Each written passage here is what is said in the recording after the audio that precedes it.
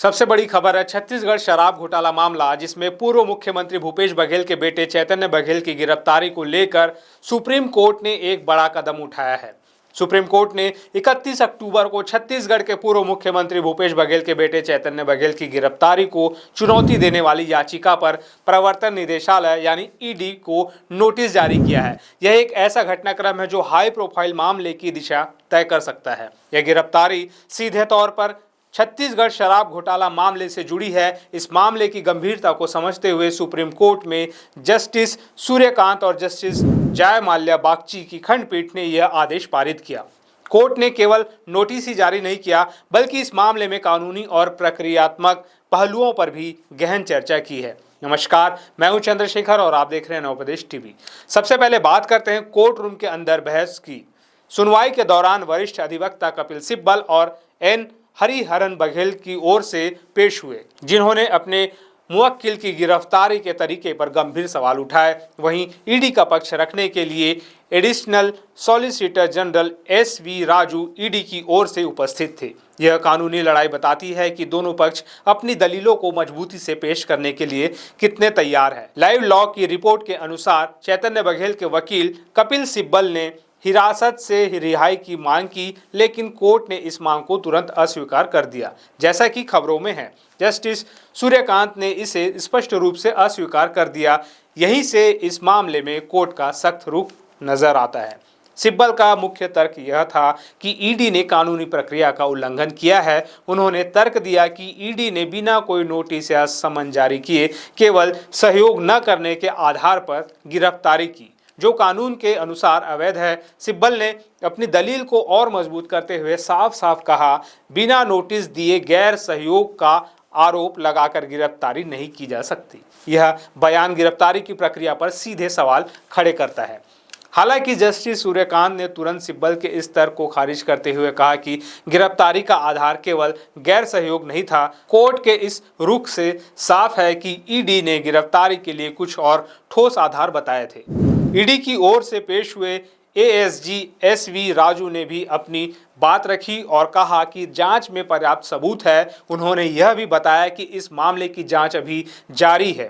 Court ने ED को जांच पूरी करने के लिए 3 महीने का समय दिया है। यह समय सीमा ईडी को अपनी जांच को निर्णायक चरण तक ले जाने के लिए महत्वपूर्ण होगी। इस केस में एक और महत्वपूर्ण पहलू है जिस पर सुप्रीम कोर्ट ने ध्यान दिया। खंडपीठ ने कहा कि मामला केवल गिरफ्तारी के आधार का नहीं, बल्कि धारा 190 की व्याख्या का भी है। जांच कितने समय तक चल सकती है, यह टिप्पणी पीएमएलए के तहत जांच की अवधि और प्रक्रिया पर एक व्यापक बहस छिड़ती है। अदालत ने ईडी से जवाब दाखिल करने को कहा और अगली सुनवाई की तारीख तय की। यानी अब सभी की निगाहें ईडी के जवाब पर टिकी है कि वह बघेल की गिरफ्तारी को किन पुख्ता कानूनी आधारों पर सही ठहराते हैं। यहाँ यह भी जानना जरूरी है कि बघेल सिर्फ अपनी गिरफ्तारी को ही चुनौती नहीं दे रहे हैं। इसके अलावा बघेल द्वारा धारा 44, 50 और 63 पीएमएलए को चुनौती देने वाली याचिका भी सुप्रीम कोर्ट में लंबित है, जिसकी सुनवाई अगले सप्ताह होगी। ये धाराएं पीएमएलए कानून के तहत जांच और अपराध से संबंधित है और इन्हें चुनौती देना बघेल की कानूनी रणनीति का एक बड़ा हिस्सा है। आपको बता दें कि ईडी ने बघेल को कब और क्यों गिरफ्तार किया।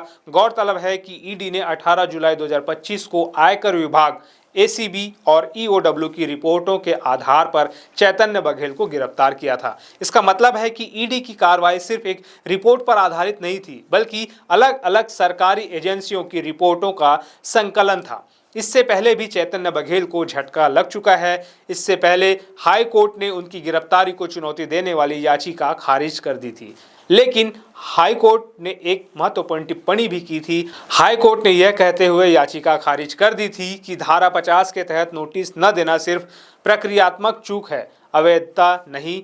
इस टिप्पणी को सुप्रीम कोर्ट में दोनों पक्षों द्वारा आधार बनाया जा सकता है।